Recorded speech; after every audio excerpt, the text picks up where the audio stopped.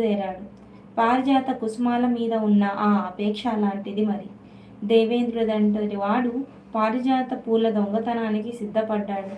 దేవేంద్రుడు భూలోకానికి వచ్చి ఆ పారిజాత సుమాల సువాసనలకు పరవశుడై దేవతలతో కలిసి ఆ తోటలో ప్రవేశించి పువ్వులు కొయ్యడం మొదలుపెట్టాడు.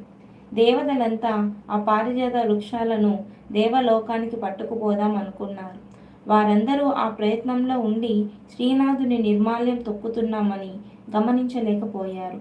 ఆ నిర్మాల్యం తొక్కడం చేత వారి దివ్యశక్తులన్నీ నశించి వారంతా తేజో విహీనులైపోయారు.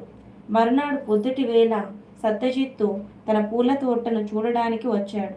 అక్కడ నిస్తేజులై ఏం చేయాలో తోచక తెల్ల మొగాలతో నిలబడి ఉన్న దేవేంద్రులను చూసి ఆశ్చర్యపడి వారికి నమస్కరించి, ఇంద్రాది దేవతలారా, ఒక్కసారిగా మీ అందరి దర్శనం అయినందుకు నాకు చాలా సంతోషంగా ఉంది.